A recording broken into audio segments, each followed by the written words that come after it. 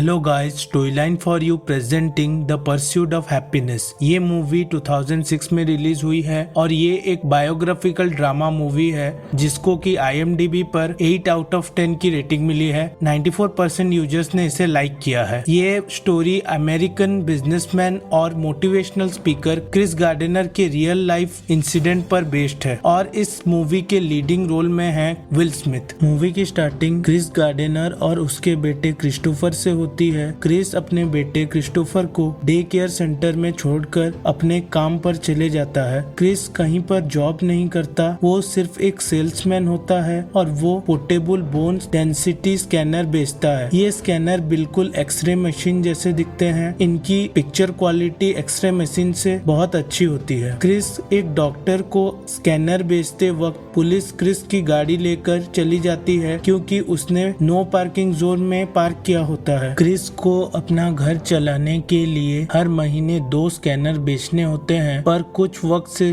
Chris एक भी scanner नहीं बेच पाया है और इस बार उसको 3 स्कैनर बेचने हैं अपना पार्किंग फाइन देने के लिए। अब फैमिली का सारा एक्सपेंस उसकी वाइफ लिंडा हैंडल कर रही है जो एक टेक्सटाइल कंपनी में काम करती है और वो क्रिस से बहुत ज्यादा परेशान है। एक दिन क्रिस ऑफिस से बाहर निकलते वक्त वो एक आदमी से मिलता है जिसकी कार बहुत एक्सपेंसिव होती है। क्रिस उससे पूछता है कि तुम क्या काम करते हो और कैसे करते हो। वो आदमी बोलता है कि वो एक स्टॉक ब्रोकर है। क्रिस बोलता है इसके लिए तो कॉलेज जाना होगा, पर वो आदमी बोलता है कि नहीं, मैं सिर्फ लोगों से अच्छे से बात करता हूँ। क्रिस देखता है उस बिल्डिंग से निकलने वाले सारे लोग बहुत खुश होते हैं। क्रिस बोलता है मैं भी ये कर सकता हूँ। इसके बाद वो घर जाता है और लिंडा को इसके बारे में बताता है। लिंडा क्रिस का मजाक उड़ाती है। वो बोलती है मुझे घर चलाने के लिए डबल शिफ्ट करना होता है और तुम अभी अपना काम चेंज कर रहे हो, सेल्समैन से स्टॉक ब्रोकर।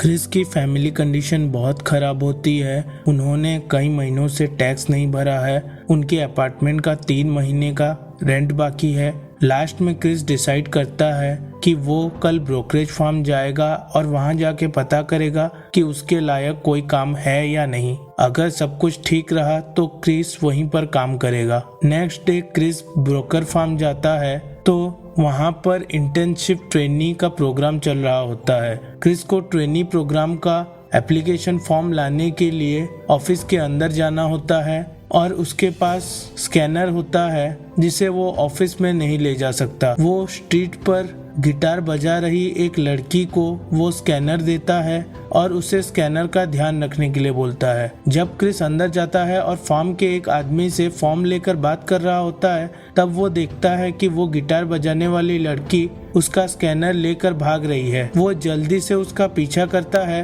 पर वो उसे पकड़ नहीं पाता और वो लड़की वहाँ से भाग निकलती है। नेक्स्ट डे क्रिस उस लड़की को पकड़ लेता है और अपनी मशीन वापस ले आता है। फिर हम फ्लैशबैक में देखते हैं कि कुछ साल पहले क्रिस ने इस पूरे इलाके में इस मशीन को बेचने की डीलरशिप कंपनी से ली थी जिसमें उसने अपनी सारी सेविंग्स लगा दी थी। अगर आज क्रिस को वो मशीन नहीं मिल पाती तो वो 1 महीने तक का राशन नहीं खरीद पाता। पहले इस मशीन की सेल बहुत अच्छी थी पर अब हॉस्पिटल को इसकी जरूरत नहीं है। क्रिस अपने बेटे क्रिस्टोफर को बर्थडे में एक बास्केटबॉल गिफ्ट करता है। लिंडा क्रिस से बहुत ज्यादा परेशान है और वो उससे झगड़ा करने लगती है। वो क्रिस को बोलती है अगर कल तक तुमने अपार्टमेंट का रेंट नहीं दिया तो मैं क्रिस्टोफर को लेकर यहाँ से चली जाऊंगी। Next day Chris brokerage firm के एक ऑफिसर से मिलता है और उसे अपनी जॉब की बात करता है।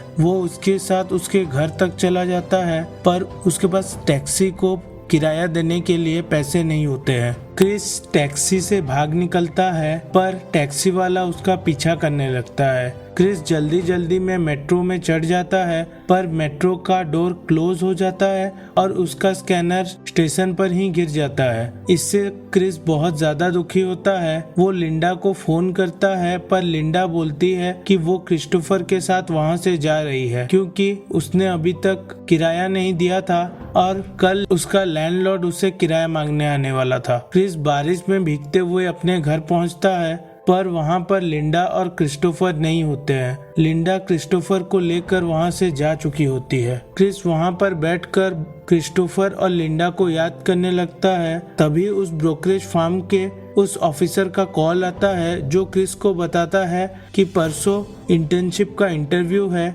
Next day Chris day care जाकर क्रिस्टोफर को वहां से ले आता है। शाम को क्रिस का लैंडलॉर्ड उससे मिलने आता है।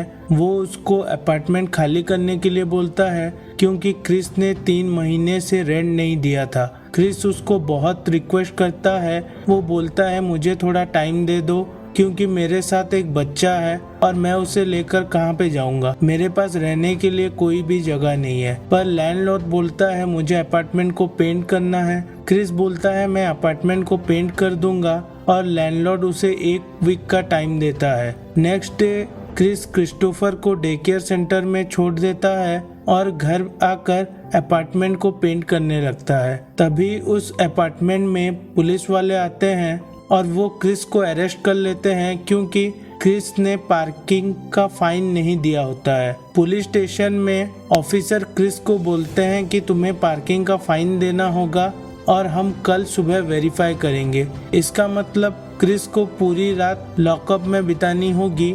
क्रिस को क्रिस्टोफर की चिंता होने लगती है और वो लिंडा को फोन करता है और उसे बोलता है कि वो क्रिस्टोफर को पिक कर ले। लिंडा बोलती है कि क्रिस्टोफर को पिक कर लेगी और उसे शाम को घर ले आएगी। नेक्स्ट डे क्रिस जैसे ही लॉकअप से निकलता है वो भागते हुए सीधा फार्म पहुंचता है जहां पर उसको इंटरव्यू देना होता है। क्रिस के कपड़े बहुत ज्यादा गंदे होते हैं क्योंकि ये वही कपड़े थे जिसमें उसने अपार्टमेंट में पेंट करते वक्त पहने थे। इंटरव्यू के वक्त इंटरव्यूअर क्रिस को देखकर हैरान हो जाते हैं, पर क्रिस अपने कम्युनिकेशन स्किल्स और स्मार्ट आंसर्स से इंटरव्यूअर्स को इम्प्रेस कर लेता है। इंटरव्यूअर क्रिस से लास्ट क्वेश्चन पूछता है अगर कोई आदमी बिना शर्ट के इंटरव्यू देने आए और मैं उसे रख लूं तो तुम इसके बारे में क्या कहोगे। क्रिस बोलता है कि सर फिर जरूर उसने बहुत अच्छी पैंट पहनी होगी। इस बात पर सारे इंटरव्यूअर्स हंसने लगते हैं और क्रिस का सिलेक्शन हो जाता है। पर इस इंटर्नशिप में 6 महीने तक किसी को भी सैलरी नहीं मिलेगी। 6 महीने बाद इस इंटरव्यू में जो 20 लोग सिलेक्ट हुए हैं उनमें से कोई एक ही इस कंपनी का एम्प्लॉय बनेगा। क्रिस अभी बहुत ज्यादा परेशान है क्योंकि उसकी फाइनेंशियल कंडीशन बहुत ज्यादा खराब है। उसके पास खाने के लिए पैसे नहीं है और कोई रहने की जगह भी नहीं है। क्रिस अभी कंफ्यूजन में है कि वो ये जॉब करेगा या नहीं। क्रिस अपने घर पहुंचता है। शाम को लिंडा क्रिस्टोफर को लेकर घर आती है। लिंडा को न्यूयॉर्क में एक जॉब मिल गई है और वो न्यूयॉर्क जाने वाली है। ये बात वो क्रिस को बताती है। लिंडा क्रिस्टोफर को क्रिस के पास छोड़कर वहाँ से चली जाती है। इसके बाद क्रिस को रेंट ना देने के कारण वो घर छोड़ना पड़ता है। क्रिस और क्रिस्टोफर दोनों एक दूसरे घर में शिफ्ट करते हैं। नेक्स्ट डे क्रिस क्रिस्टोफर के साथ बास्केटबॉल खेल रहा होता है। क्रिस्टोफर अपने डैड की इस हालत की वजह से बहुत डीमोटिवेट होता है। तभी क्रिस क्रिस्टोफर को मोटिवेट करने के लिए बोलता है कभी किसी को ये बोलने का मौका मत दो कि तुम कुछ नहीं कर सकते, मुझे भी नहीं। अगर तुम्हारा कोई सपना है तो उसकी रक्षा करो।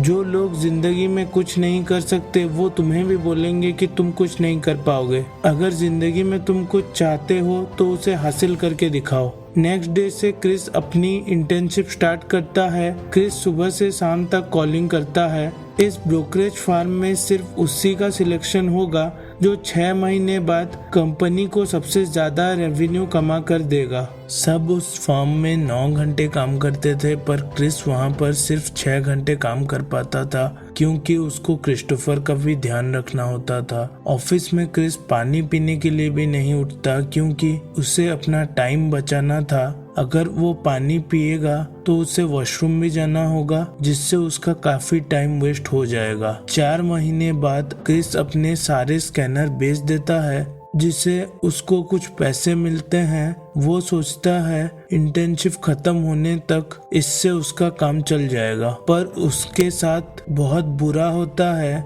क्योंकि उसने टैक्स नहीं भरा था और गवर्नमेंट क्रिस के बैंक अकाउंट से सारे पैसे काट देती है। अब क्रिस दिवालिया हो चुका है और उसके पास सिर्फ $22 बचे हैं। अभी उसके पास किराया देने के लिए और बाकी खर्चे चलाने के लिए भी पैसे नहीं है। क्रिस बहुत परेशान होता है। एक दिन क्रिस जब ऑफिस से घर जा रहा होता है तो वो एक पागल आदमी को उसका स्कैनर ले जाते हुए देखता है। जब क्रिस उस पागल से स्कैनर लेकर एक डॉक्टर को बेचता है तो टेस्टिंग के टाइम पता चलता है कि वो स्कैनर काम नहीं कर रहा है। क्रिस स्कैनर को लेकर वापस घर आता है जहां वो देखता है कि किराया ना देने की वजह से उसका सामान घर के बाहर पड़ा हुआ है, क्योंकि क्रिस ने यहाँ पर भी कई महीनों से किराया नहीं दिया था। अब क्रिस के पास होटल में भी रहने के पैसे नहीं है। वो क्रिस्टोफर के साथ रात को रहने के लिए उसको कोई भी जगह नहीं मिलती, तो वो मेट्रो स्टेशन जाकर वॉशरूम में क्रिस्टोफर के साथ रात बिताता है।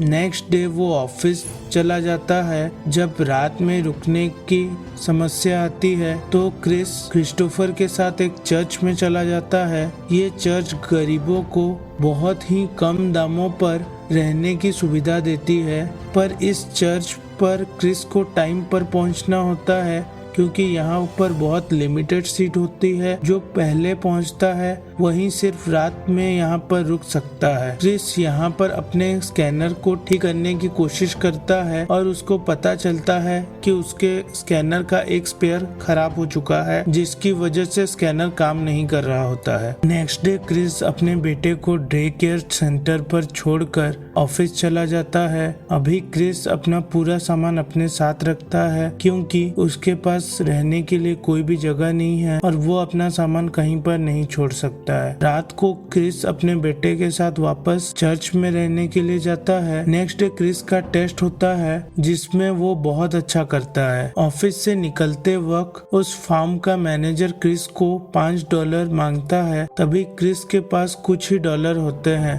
पर मजबूरी में उसको मैनेजर को पैसे देने पड़ते हैं। शाम को क्रिस जब चर्च पहुंचता है तो वहां पर सारे सीट फुल हो चुकी होती है। वो क्रिस्टोफर को खाना खिलाता है पर खुद क्रिस कुछ नहीं खाता क्योंकि उसके पास पैसे नहीं होते हैं। क्रिस ब्लड बैंक जाकर अपना खून बेचता है जिससे उसको कुछ पैसे मिलते हैं। पैसे मिलने के बाद क्रिस एक इलेक्ट्रॉनिक शॉप जाकर अपने स्कैनर का डैमेज हुआ स्पेयर वहां से लेकर आता है। बाद में क्रिस अपने स्कैनर को ठीक कर लेता है। नेक्स्ट डे क्रिस वो स्कैनर उस डॉक्टर को बेच देता है जिससे उसको कुछ पैसे मिलते हैं। पैसे मिलने पर क्रिस रात को अपने बेटे के साथ होटल में रुकता है। नेक्स्ट डे क्रिस क्रिस्टोफर के साथ बीच पर जाता है और अपनी जिंदगी के बारे में सोचने लगता है। अगर कल उसका सिलेक्शन नहीं हुआ तो वो क्या करेगा। अभी उसके पास पैसे भी नहीं है और घर भी नहीं है। नेक्स्ट डे क्रिस ऑफिस जाता है जहाँ पर उसे पता चलने वाला था कि उसका सिलेक्शन हुआ है या नहीं। क्रिस ने 6 महीने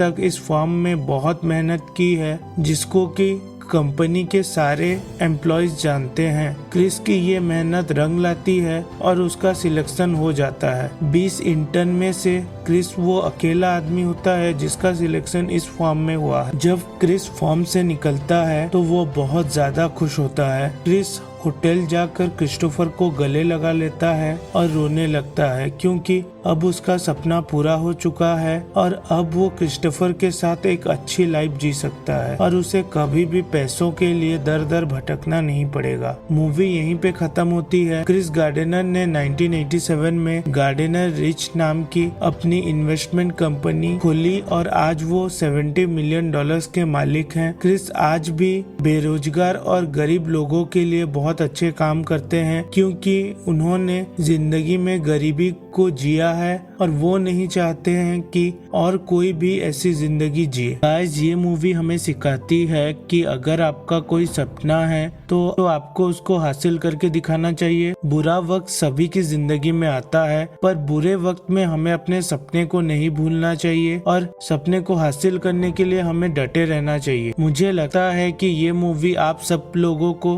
मोटिवेट करेगी। अगर आपको मेरा एक्सप्लेनेशन अच्छा लगे तो इस वीडियो को लाइक शेयर करें और इस टाइप के वीडियोस के लिए चैनल को सब्सक्राइब करें।